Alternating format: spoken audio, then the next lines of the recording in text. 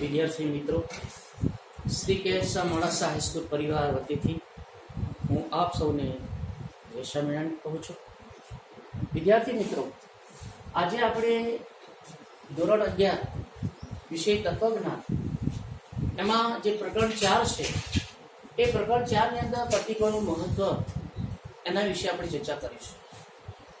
વિદ્યાર્થી મિત્રો, તર્કશાસ્ત્રની અંદર પ્રતીકોનું શું મહત્વ છે એના વિશે આપણે આગળ ચર્ચા કરી ગયા છે. પ્રકરણ નંબર 1, 2 અને 3 એમાં પણ પ્રતીકોનો ઉપયોગ થયો હતો. ભલે પ્રકરણ નંબર 1, 2 અને 3 એમાં પ્રાચીન તર્કશાસ્ત્રની વાત હતી, છતાં પણ ડગલે ને પગલે એમાં પ્રતીકોનો ઉપયોગ થયેલો છે. તો આપણે એની ચર્ચા કરીએ કે ઉદ્દેશ્ય પદ માટે ઉ, વિધેય પદ માટે વિ, પછી સર્વદેશી વિધિવાચક વિધાન માટે ના, એકદેશી નિષેધ વિધાન માટે ન, સર્વદેશી વિધાયક વિધાન માટે હા, એકદેશી વિધાયક વિધાન માટે હ. આમ હા, ના, હ, ન આ પણ એ વિધાન માટેના પ્રતીકો છે. એટલે પ્રાચીન તર્કશાસ્ત્રમાં પ્રકરણ નંબર 1 થી 3 માં એ પ્રાચીન તર્કશાસ્ત્ર હોવા છતાં પણ એમાં આવા પ્રતીકોનો ઉપયોગ થતો હતો. તો હવે પ્રકરણ નંબર 4 થી આપણે અર્વાચીન તર્કશાસ્ત્રનો અભ્યાસ કરીશું, જેને પ્રાચીન તર્કશાસ્ત્ર પણ કહેવામાં આવે છે. તો મિત્રો, એને પ્રાચીન તર્કશાસ્ત્ર કેમ કહેવામાં આવે છે? એમાં ડગલે ને પગલે વધારેમાં વધારે પ્રતીકોનો ઉપયોગ થાય છે. એટલા માટે આપણે એને પ્રાચીન તર્કશાસ્ત્ર કહીએ છીએ. ડગલે ને પગલે વધારે પ્રતીકોનો ઉપયોગ થાય છે અને એટલા માટે અર્વાચીન તર્કશાસ્ત્રને પ્રાચીન તર્કશાસ્ત્ર પણ આપણે કહીએ છીએ. તો વિદ્યાર્થી મિત્રો, પરીક્ષાના સમયે એક પ્રશ્ન એવો આવે કે પ્રતીકોનું મહત્વ સમજાવો. તર્કશાસ્ત્રમાં પ્રતીકોનું શું મહત્વ છે? તર્કશાસ્ત્રમાં પ્રતીકોનો વારંવાર કેમ ઉપયોગ કરવામાં આવે છે? તો એના વિશે આપણે વાત કરીશું. તો આપણે એક ધ્યાન રાખીશું કે આમાં પ્રતીકોનું મહત્વ, એમાં 3 મુદ્દાઓ ધ્યાનમાં રાખવાના છે. પહેલો મુદ્દો છે કે ભાષાની સંદિગ્ધતાના નિવારણ માટે. આપણે પ્રતીકોનું મહત્વ એમાં 3 મુદ્દાઓને ધ્યાનમાં રાખીશું તો આ મુદ્દો આપણા મગજમાં એકદમ સ્પષ્ટ થઈ જશે. વિદ્યાર્થી મિત્રો, આ મુદ્દો એ પરીક્ષા માટે પણ ખૂબ જ ઉપયોગી છે, એટલે ધ્યાનથી આપણે આ વિડીયો નિહાળીશું. તો પ્રતીકોનું મહત્વ, એમાં ભાષાની સંદિગ્ધતાના નિવારણ માટે પ્રતીકોનો ઉપયોગ થાય છે. ગુજરાતી ભાષા એ સંદિગ્ધ ભાષા છે. સંદિગ્ધતાનો અર્થ છે ગૂંચવણ ભરેલી ભાષા. આપણી ગુજરાતી ભાષા એ માતૃભાષા છે, પણ મિત્ર સરળ ભાષા નથી. આ ભાષા તો ખૂબ જ કઠિન ભાષા છે. ગુજરાતી ભાષા એ બીજી બધી ભાષાઓ કરતા એ ગૂંચવણ ભરેલી ભાષા છે. એને સરળ ના માનશો મિત્રો. હું તમને સમજાવું કે ગુજરાતી ભાષાની કેમ ગૂંચવણવાળી ભાષા કીધી છે, કેમ સંદિગ્ધ ભાષા કીધી છે, કઠિન ભાષા કેમ કીધી છે. તો કેટલીક વખતે ગુજરાતી ભાષાની અંદર એક શબ્દના 2 અર્થ થાય છે. હું કોઈ વિદ્યાર્થીને એમ કહીશ કે જા રમણીક, તું બજારમાં જઈ અને ચકલી લઈ આવ. તો વિદ્યાર્થી વિચાર કરશે કે સાહેબે મને ચકલી બજારમાંથી લાવવાનું કીધું, કઈ ચકલી લાવી મારે? ચકલી 2 પ્રકારની હોય. એક ચકલી નામનું પક્ષી પણ છે, અને આપણે ઘેર નળની અંદર પાણીનો ઉપયોગ કરીએ છીએ, એને પણ ચકલી કહેવામાં આવે. તો વિચાર બિચારો રમણ નામનો વિદ્યાર્થી એ મૂંઝવણ અનુભવે છે કે સાહેબની જોડે મારે સ્પષ્ટતા કરવી પડશે કે સાહેબ કઈ ચકલી, તમે પંખી નામની ચકલી પકડી લાવો કે પછી બજારમાં જે મળે છે નળ માટેની ચકલી એ પકડી લાવો? જો અહીંયા ચકલીના બે અર્થ થાય છે. પછી કોઈ વિદ્યાર્થીને એમ કીધું કે ભાઈ પેલા વર્ગની અંદર બજારમાંથી તું ઘોડો લઈ આવ. બીજા વિદ્યાર્થીને કીધું. બીજો વિદ્યાર્થી પણ મૂંઝવણ પડશે કે સાહેબે મને ઘોડો લાવવાનું કીધું છે, મારે કયો ઘોડો લાવવાનો? ઘેર રકાબી ભરાવાનો ઘોડો કે પછી આપણે જેના પર ગુલેગુ વરરાજાનું કાઢીએ છીએ એ ઘોડો? તો અહીંયા બે વિદ્યાર્થીઓને આ બે શબ્દની અંદર મૂંઝવણ થઈ. ચકલી શબ્દ, ઘોડો શબ્દ, આ બધા શબ્દોના બે અર્થ થાય છે. દ્વિઅર્થી ભાષા છે, ગુજરાતી ભાષા છે, દ્વિઅર્થી ભાષા છે. એટલે ગુજરાતી ભાષા એ દ્વિઅર્થી ભાષા છે. એના કેટલાક વાક્યોમાં બે અર્થ નીકળતા હોય છે. તો પ્રતીકોનો એટલા માટે ઉપયોગ કરવામાં આવે છે કે ભાષાની સંદિગ્ધતાના નિવારણ માટે.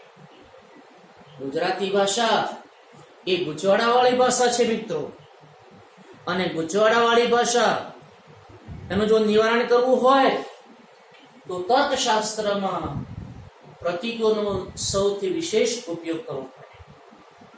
તો એવા કયા પ્રતીકો છે કે જે પ્રતીકોનો આપણે ઉપયોગ કરીએ છીએ? તો હું તમને વ્યવહારિક સારી રીતે એક દાખલો આપું કે આપણે શહેરની અંદર, મોટા શહેરની અંદર ગાડી લઈને જઈએ છીએ, અને ગાડી લઈને આપણે જઈએ છીએ અને 4 રસ્તા આવે છે. 4 રસ્તા પર એ લગાવેલી એ લીલી લાઈટ અને લાલ લાઈટ. લાલ લાઈટ થશે તો આપણે બ્રેક મારીને ઉભા રહીશું 4 રસ્તા. લીલી લાઈટ થશે તો આપણે આપણી ગાડી હંકારીશું. તો આ પણ એક પ્રતીક છે. પછી કોઈ શાળા હોય, નાના બાળકોની શાળા હોય, નાના ગુલકાઓ મેદાનમાં રમતા હોય, રસ્તા પર રમતા હોય, ત્યારે એક બોર્ડ મારેલું હોય છે, એક છોકરો હોય અને પછી એની પાછળ દફતર લટકાવેલું હોય. તો એ ચિહ્ન શું બતાવે છે? અહીંયા નાના બાળકો મેદાનમાં અને રસ્તામાં રમતા હશે, માટે તમારું વાહન એ ધીમે ધીમે હાંકો. આ પણ એક પ્રકારનું પ્રતીક છે. તો વ્યવહારની અંદર આ રીતે આપણે કેટલીક વખત પ્રતીકોનો ઉપયોગ કરીએ છીએ, અને પ્રતીકોના ઉપયોગ દ્વારા આપણો વ્યવહાર એ સરળ બને છે. આપણો વ્યવહાર સરળ બને છે. આપણે વ્યવહારની અંદર આચાર વિચાર એ વ્યવસ્થિત કરી શકીએ છીએ. પ્રતીકોના દ્વારા એ આપણે કેટલીક વાતો સમજી શકીએ છીએ. તમે જુઓ કે જે લોકો બહેરા હોય છે, બોબડા હોય છે, અને એ લોકોને તમે જુઓ કે આમ આખી પ્રતિકાત્મક ભાષા હોય છે. અને તમે ટીવીમાં જોશો તો આ લોકો આમ ચિહ્નો કરશે, ચિહ્ન વગેરે હાથના ઈશારા કરશે, પ્રતીકો બતાવશે, એના પરથી એ લિપિ સમજાય છે. તો અહીંયા ધ્યાન રાખો કે તર્કશાસ્ત્રમાં એ ગુજરાતી ભાષા એ ગૂંચવાડાવાળી ભાષા છે, સંદિગ્ધ ભાષા છે, અને એ સંદિગ્ધ ભાષાના નિવારણ માટે વારંવાર પ્રતીકોનો ઉપયોગ કરવો પડે છે. આપણે પણ વ્યવહારની અંદર પ્રતીકોનો ઉપયોગ કરીએ છીએ. આપણે પણ જ્યારે શાળામાં અભ્યાસ કરીએ છીએ ત્યારે ગણિત શાસ્ત્રની અંદર પ્રતીકોનો ઉપયોગ કરીએ છીએ. ગણિત શાસ્ત્ર પ્રતીકોનો ઉપયોગ છે પ્લસ, માઇનસ, ઇક્વલ ટુ. આ બધા જ છે એ બધા ગણિતના પ્રતીકો છે. વત્તાકાર, ઓછાકાર, ગુણાકાર, ભાગાકાર, આ બધા પ્રતીકો દ્વારા આપણે સમજી શકીએ છીએ કે આ બધા ગણિતના પ્રતીકો છે. એમાં ગણિતની અંદર ઘણા બધા પ્રતીકો આવે છે. પછી આપણે સૌથી વિશેષ ઉદાહરણ ઉપયોગ કરતા હોય તો મોબાઈલનો ઉપયોગ કરીએ છીએ. તો મોબાઈલના ચિહ્નો છે, ધ્યાન રાખો. એસ આ બધા ચિહ્નો મોબાઈલના છે, અને આ મોબાઈલના ચિહ્નોનો આપણે ઉપયોગ કરીએ છીએ. અને એના દ્વારા આપણે આપણો વ્યવહાર એ સરળ બને છે. તો તેવી રીતે તર્કશાસ્ત્રમાં પણ પ્રતીકોના ઉપયોગ તરીકે તાર્કિક કારકોનો ઉપયોગ કરવામાં આવે છે. તાર્કિક કારકોનો ઉપયોગ કરવામાં આવે છે. નિષેધ, સમુચ્ચય, વિકલ્પન, શરતી, દ્વિશરતી, આ બધા એ તર્કશાસ્ત્રના પ્રતીકો છે. નિષેધ, સમુચ્ચય, વિકલ્પન, શરતી, દ્વિશરતી, આ બધા તર્કશાસ્ત્રના પ્રતીકો છે અને એ પ્રતીકોનો ઉપયોગ એ વારંવાર તર્કશાસ્ત્રમાં આવશે. મિત્રો ધ્યાન રાખો કે ધોરણ 11 ની અંદર 1 થી 4 પ્રકરણ છે. ધ્યાન રાખજો કે હંમેશા એ તર્કશાસ્ત્રના છે. 1 થી 3 પ્રકરણ છે એમાં પ્રાચીન તર્કશાસ્ત્રની વાત છે અને ચોથા પ્રકરણથી અર્વાચીન તર્કશાસ્ત્રની વાત છે. કે અર્વાચીન તર્કશાસ્ત્રને એ પ્રાચીન તર્કશાસ્ત્ર કહેવામાં આવે છે કારણ કે વારંવાર એમાં પ્રતીકોનો ઉપયોગ થાય છે. તો પ્રતીકોનું મહત્વ એમાં પહેલો મુદ્દો છે કે ભાષાની સંદિગ્ધતાના નિવારણ માટે. પહેલો મુદ્દો, ગુજરાતી ભાષા છે એ ગુજરાતી ભાષા ગૂંચવાડા વાળી છે. એ ગૂંચવાડા વાળી ભાષાને જો નિવારણ કરવું હોય તો એમાં આપણે પ્રતીકોનો ઉપયોગ કરવો પડે. પછી બીજો મુદ્દો છે મિત્રો, બીજો મુદ્દો છે કે દલીલોની સ્પષ્ટ અને સંક્ષિપ્ત રજૂઆત માટે. બીજો મુદ્દો, દલીલોની સ્પષ્ટ અને સંક્ષિપ્ત રજૂઆત માટે. આપણને ખ્યાલ છે કે મિત્રો દલીલ એ આધાર વિધાનો અને ફલિત બને છે. દલીલની અંદર એક કરતા વધારે આધાર વિધાનો હોય છે અને ફલિત વિધાન એક અને માત્ર એક જ હોય છે. દલીલની અંદર એક કરતા વધારે આધાર વિધાન હોય છે જ્યારે ફલિત વિધાન એક અને માત્ર એક જ ફલિત વિધાન હોય છે. તો કોઈ પણ દલીલની સ્પષ્ટ રજૂઆત કરવી હોય, સંક્ષિપ્ત રજૂઆત કરવી હોય તો એ વખતે જો પ્રતીકોનો ઉપયોગ કરવામાં આવે તો એ દલીલની સ્પષ્ટ રજૂઆત થઈ શકે છે મિત્રો. પણ એ પણ ક્યારે કે જ્યારે આપણે પ્રતીકોનો ઉપયોગ કરીએ ત્યારે દલીલની સ્પષ્ટ રજૂઆત થાય. એમને જો ગુજરાતી ભાષાની અંદર આપણે દલીલની જો રજૂઆત કરીશું તો તમને દલીલ સમજાશે નહીં. દલીલમાં ગૂંચવાડો ઉભો થશે. એ દલીલમાં તમને સંદિગ્ધતા જોવા મળશે, ગૂંચવાડો જોવા મળશે. એટલે આપણે જો કોઈ પણ દલીલની રજૂઆત પ્રતીકો દ્વારા કરવામાં આવે તો એ દલીલ એકદમ સ્પષ્ટ બની જાય છે અને એની રજૂઆત એકદમ સંક્ષિપ્ત ટૂંકી પણ થઈ જાય છે. દાખલા તરીકે આપણે દલીલ છે, દલીલનું ઉદાહરણ છે. આ દલીલ છે, આ દલીલનું ઉદાહરણ છે કે વરસાદ આવે અને પાક સારો થાય તો ખેડૂતો રાજી થાય અને અનાજ સસ્તું મળે. જો પહેલું આધાર વિધાન છે આ. વરસાદ આવે અને પાક સારો થાય તો ખેડૂતો રાજી થાય અને અનાજ સસ્તું મળે. મિત્રો આ પહેલું આધાર વિધાન છે. આ પહેલા આધાર વિધાનની અંદર 4 સાદા વિધાનો છે. જો વરસાદ આવે પહેલું સાદું વિધાન, પાક સારો થાય બીજું સાદું વિધાન, ખેડૂતો રાજી થાય ત્રીજું સાદું વિધાન, અનાજ સસ્તું મળે ચોથું સાદું વિધાન. આ 4 પ્રકારના આ સાદું વિધાનો છે. તો અહીં તમે જુઓ કે આ પહેલું સાદું વિધાન અને બીજું સાદું વિધાન એ અને કારકથી જોડાયેલું છે. ત્રીજું સાદું વિધાન અને ચોથું સાદું વિધાન એ અને કારકથી જોડાયેલું છે અને વચ્ચે તો કારક મૂક્યો છે. એટલે આપણને સમજણની અંદર બહુ ગૂંચવણ પેદા થાય છે કે આ શું કહેવા માંગે છે. વિદ્યાર્થી ગૂંચવાઈ જાય. ભાષામાં રજૂ કરી જે દલીલ છે એ દલીલમાંથી અર્થ કાઢવો એ ઘણું બધું કઠિન છે અને એ દલીલ સમજતા આપણને થોડી કઠિનાઈ પણ પડે. પછી તમે જો બીજું આધાર વિધાન છે. બીજું આધાર છે વરસાદ આવે છે અને પાક સારો થાય છે. તેથી આપણે લીધા છે. તેથી ખેડૂતો રાજી થાય છે અને અનાજ સસ્તું મળે છે. તેથી ખેડૂતો રાજી થાય છે અને અનાજ સસ્તું મળે છે. જો મિત્રો ગુજરાતી ભાષાની અંદર આ રીતે રજૂ કરેલી કોઈ પણ એ દલીલ હશે,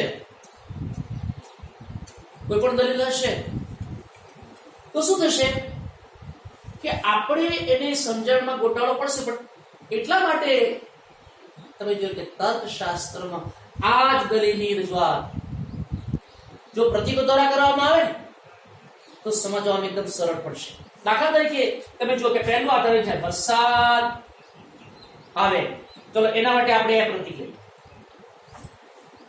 પાક સારો થાય એના માટે બી પ્રતીક લઈએ. ખેડૂતો રાજી થાય, ખેડૂતો રાજી થાય એના માટે સી પ્રતીક લઈએ. અનાજ સસ્તું મળે એના માટે ડી પ્રતીક લઈએ. બરાબર?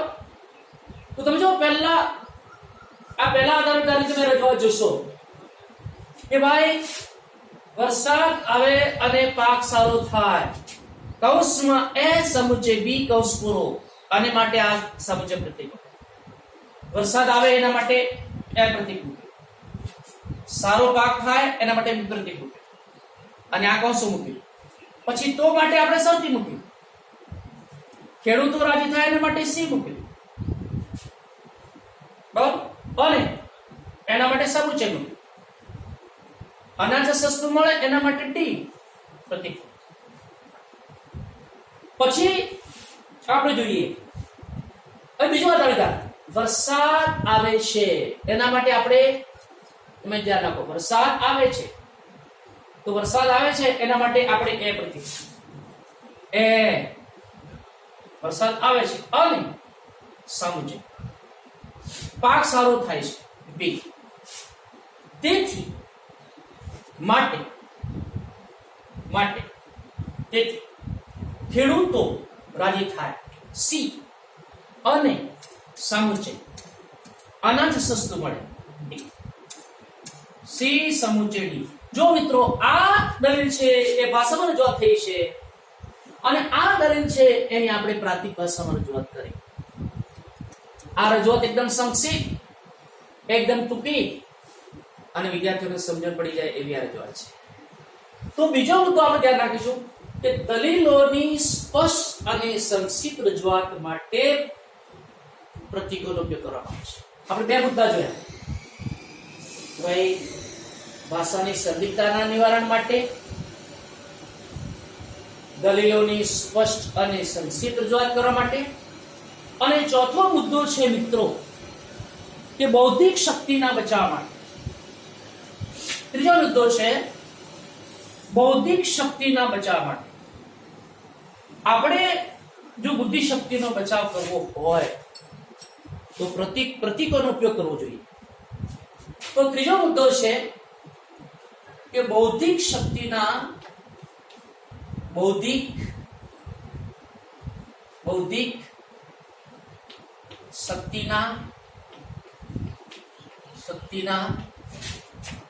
માટે.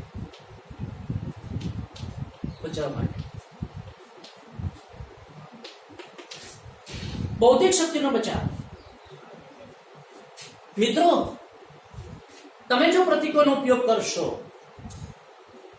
તો તમારી બૌદ્ધિક શક્તિનો બચાવ થશે.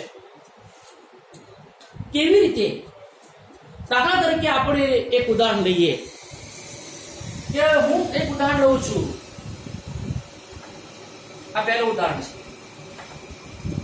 A ગુણ્યા A ગુણ્યા A ગુણ્યા A ગુણ્યા A ગુણ્યા A ગુણ્યા A ગુણ્યા A.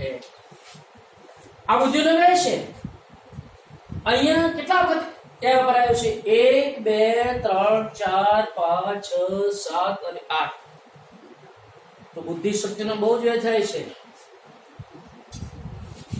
તો આપણે બુદ્ધિનો વ્યય જો ઘટાડવો હોય, આપણી બુદ્ધિ શક્તિનો જો બચાવ કરવો હોય, તો આપણે એનો 7 ઘાત એમ લખીશું. એનો 7 ઘાત એ રીતે જો રજૂઆત કરીશું. જો આ રીતે રજૂઆત થાય તો બૌદ્ધિક શક્તિનો એ બચાવ પણ થાય છે. એનો 7 ઘાત એ બૌદ્ધિક શક્તિનો બચાવ થાય છે. એટલે મિત્રો, જો પ્રતીકોનો ઉપયોગ કરવામાં આવે છે તો આપણે જે મેં ગુણ્યા કરી છે બૌદ્ધિક શક્તિનો બે છે, એના કરતા શોર્ટ એન્ડ સ્ટ્રેટ એનો 7 ઘાત. એ રીતે દાખલા તરીકે P ગુણ્યા P ગુણ્યા P ગુણ્યા B ગુણ્યા B, એના કરતા B નો 5 ઘાત, B નો 5 ઘાત. આ બુદ્ધિ શક્તિનો બે અટકી શકે છે. તો આ મિત્રો આપણે ધ્યાન રાખવાનું કે પ્રતીકોનું મહત્વ એ પ્રશ્ન જો પરીક્ષાની અંદર પૂછાય,